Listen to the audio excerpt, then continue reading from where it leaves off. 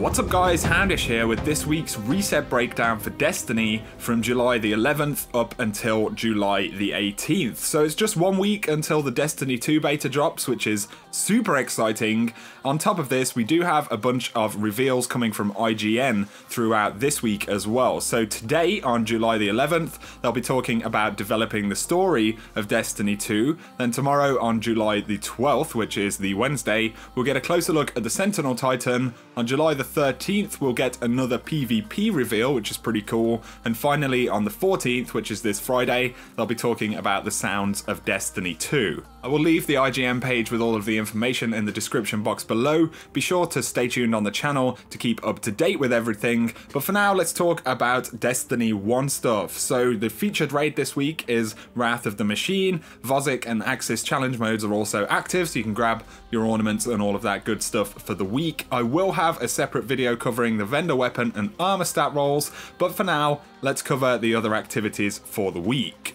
So the weekly Nightfall this week is the Fallen Saber. We have modifiers of Solar Burn, Small Arms, Fresh Troops, and Exposure. So Solar Burn is going to be pretty nice, especially with Small Arms. So if you have any Solar primaries, definitely take advantage of those. Fresh Troops means you've got more enemy squads that have been fortified with more reinforcements, and Exposure means your Guardian Shields are increased but do not replenish. So those are a little bit tanky, but Small Arms, Solar Burn, going to make it fairly easy to get through this thing. The strike-specific loot is the Devouring Maw helmet for the Warlock, as well as the Baron's Ambition machine gun. Siva Crisis Heroic Strikes have modifiers of Solar Burn again, but with Specialist and Fresh Troops, so take advantage of Solar Burn, especially with your special weapons, and these will be pretty easy to get through. You do get your Treasure of the Ages and Legendary Marks right there. For the weekly story, we have modifiers of Void Burn and Airborne, so again, won't be too bad to get through. You get your Treasure of Ages and Legendary Marks times 20 up to 5 times,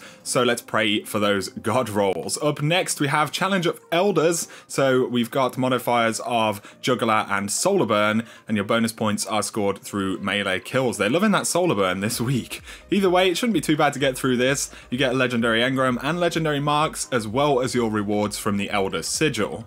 Weekly featured Crucible this week is Combined Arms, which is pretty awesome. You get your Treasure of Ages and Legendary Marks once again. We also have Clash, Rift, Elimination, Skirmish, and Rumble Supremacy. The Shaxx weekly bounties are for the Clash match type right there, and then we also have the Rift match type. The Crucible Quartermaster bounties are for hand cannons, so you can pray for those godly AS Lunas. We also have Scout Rifles, up next Sniper Rifles, and then Fusions, and finally Heavy Weapons. Finally, in the Iron Temple, Tyra has some artifacts for the week. So we've got Memory of Cinema right there with Intellect and Discipline at 112% of max rolls. So that is a pretty good roll of this thing. Definitely you should pick it up. We have Memory of Timma with Intellect Strength, 88% of max roll. And then finally, Memory of Yolda with Discipline Strength and 91% of max roll. So that about sums up this week's reset inside of Destiny, guys. As always, I will have the vendor reset available shortly.